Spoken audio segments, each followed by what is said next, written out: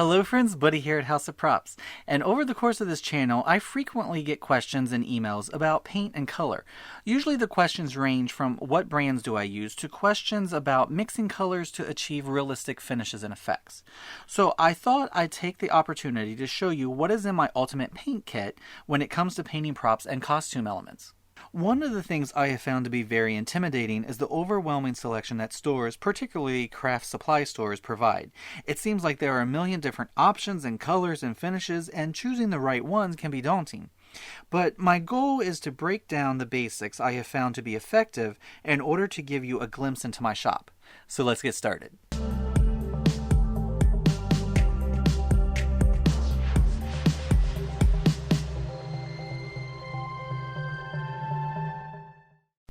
Okay, so let's get the boring part over first. Black and white. Usually with white, I don't really use a lot of it personally, but I keep a small tube on hand if I need it to tint a color in order to add some lightness. This will typically only happen if I need a highlight color on edges to create more depth and dimension on the piece. Black, I generally use a decent amount. It works great as a base color, but it can also be used to create shades of color. I also use it a lot to create grime and aging on props to give them more character, and by using a wash, which I will get a little more into later on, in the nooks and crannies, it'll add depth to these areas, making the finished piece look very dimensional. Now, I try to keep a tube of each primary and secondary color, or sometimes people refer to these as Roy G. Biv, in storage because theoretically, you can mix any color you want if you have these. But that process can be very time consuming, and if you haven't done a lot of color matching and mixing in the past, it can be very frustrating as well. The Roy G. Biv stands for red, orange, yellow, green, blue, indigo, and violet. I don't have an indigo color on display here because I personally have never had an occasion to use it, but I do like to keep the others on hand so I have the option to mix up some specialty color if the project calls for it, and I only need a little bit of it. What I typically like to do is collect a range of each color and keep those on hand. This way, when I'm looking for a specific color, I can pick one, like these reds, that is close to what I need and tint, tone, or shade it into the correct color I need a lot more easily. By keeping a range of reds in stock, you can create various paint schemes, such as the human blood on this Urukai General's helmet, and by having a range from bright to dark, you can use multiple colors together and create depth in the paint job without needing to mix each shade individually. When I painted my Boromir shield, I thinned several reds and layered them over each other so they would interact with each other and create a specific color for the iconic leather that's on the front. But like any color, they can be used as their straight out of the tube color if you are looking for a dynamic paint job, like I did when I painted this Targaryen helmet to match the one that's featured in the graphic novel. Next up are the orange and yellows. Orange is another one of those colors I barely use, but I keep a tube on hand just in case. It came in handy when I painted the edge on my cyberpunk thermal katana, but typically my props don't use such vibrant colors. The yellows, on the other hand, I will use quite regularly, but I think most often I use the mid yellows, which are close to a yellow ochre. Now, all brands like to call their colors different names, even if they are the same recipe, just basically trying to have something that's specific for their brand. So I try to avoid looking at the company's name for the color and focus on what the actual paint looks like. My reason for preferring the yellow ochre hues is because they work great as a base color for leather and woods, and yes, it may look really yellow, but once the prop gets its glazes, it really looks authentic and natural. My greens are selected exactly the same way.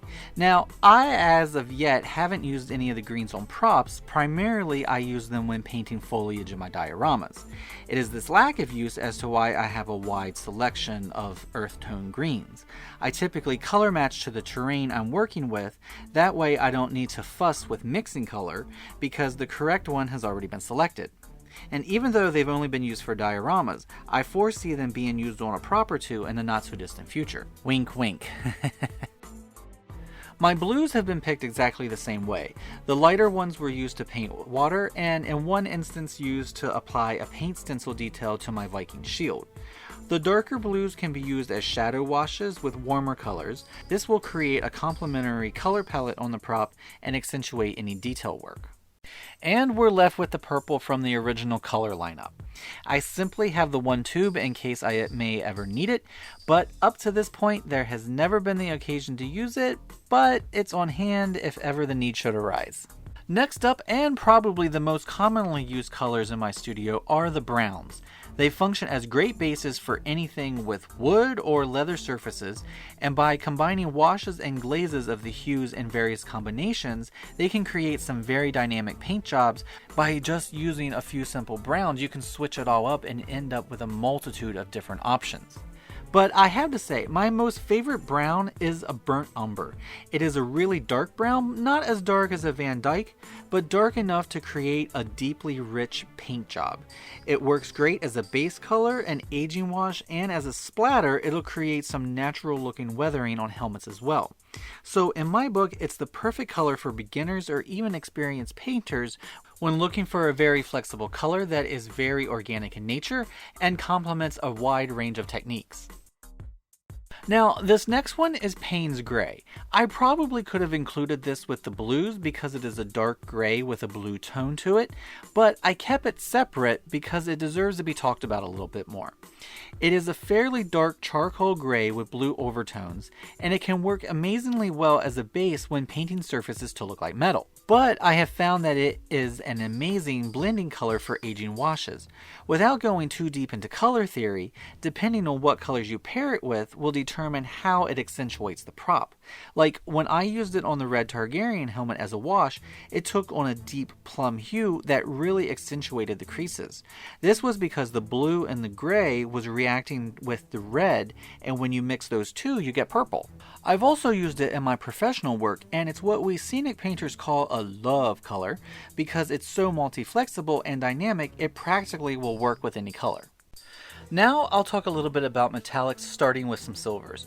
Again, as you can see, I keep a range in stock of light metallics, specifically ones that are tinted to actual metal tones, to use on a variety of projects. I'll usually try to keep the metallic fleck in the paint on the small, fine size.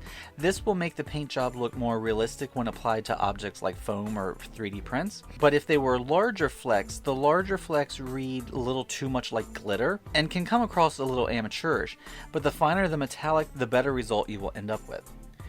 I keep a few tones of metallic gold in the studio as well, but my favorite is a gold enamel from Folk Art. Sometimes it takes more than one layer to get even coverage depending on what base you're putting it on, but the final result is one of the best and most affordable finishes, which resembles actual gold. I also keep some coppers in stock. I've used them occasionally as their own final finish color, but usually I'll mix them into golds or even regular paint in order to add some metallic fleck or tint the paint slightly.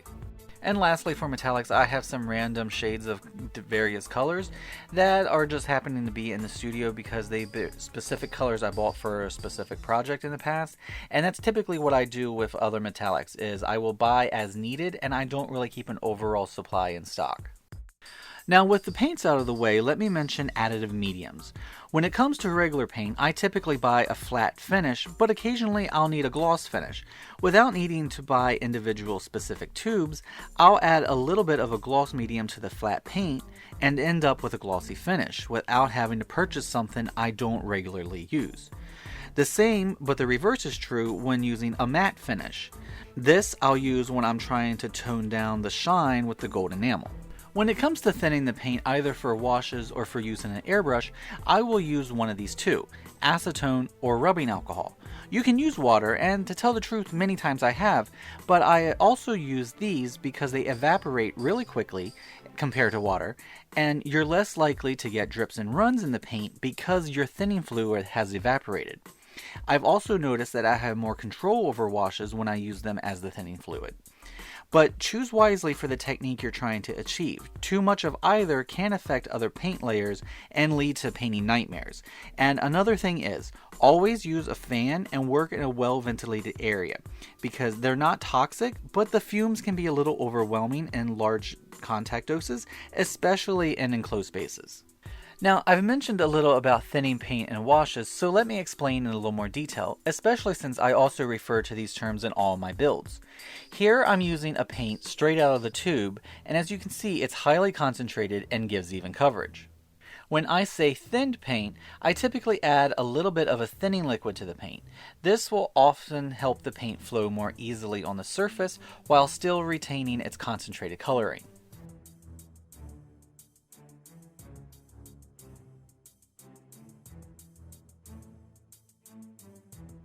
Washes have more thinning fluid than the previous step and can range from highly concentrated to very thin and pale, and usually a wash doesn't have as even of a coverage or as intense coloring, and the more thinning liquid added can affect your control over the placement. And a thin wash, or sometimes also referred to as a glaze, is often more thinning fluid than pigment, like this. And as you can see, the color is a lot more pale and subtle, and quite often I will use multiple glazes on top of each other so the colors will interact with each other and create depth in the paint job. Now let me talk a little bit about some of the tools I use.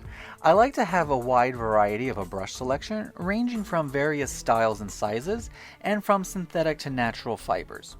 Your fine bristles are great for getting smooth, even coverage and help reduce brush marks, whereas your thicker bristles like natural fibers can help create texture in the paint job like when working with wood texture. A cheap airbrush is also very handy when you want a super smooth surface, like when working with something that needs to look like metal. Just like anything, they come in a variety of styles and prices, but you can get a cheap one like this online and it'll work perfectly with acrylics thinned with the fluids I mentioned earlier, which is great because it means you don't need to buy expensive airbrush paints. You can use the cheap paint from the stores and get just as good results. And as an additional note, I have to recommend this book by William Powell entitled 15 Color Mixing Recipes for Oil, Acrylics, and Watercolor. It's a great companion piece whether you're new to painting and color mixing or an old pro. It's loaded with mixing ratios and is meant for fine art painters, but everything in this book applies to cosplayers and prop makers alike and is just a super handy go-to if you can't find a color on the store shelf and need to mix it yourself. Plus, in the rear, there are removable grids to help aid in mixing the ratios. So overall, it's a great companion piece for any painting studio. Well, friends, that's what I have in my prop shop when it comes to paints and colors I use. I hope you found it informative and helpful. If you have any questions, feel free to ask and I'll be happy to answer them. I know this is a lot of information in one short video, so feel free to reach out if you'd like any more clarity on anything. Please give this video a thumbs up, share it with your friends and family, subscribe if you haven't, and I'll catch you on the next one. Have a great day. And remember, if you are building any of my builds or using any of my templates, feel free and tag me at Haas of Props on Instagram, Twitter, and TikTok because I would really like to see your fantastic work. Thank you for watching, and I'll see you next time.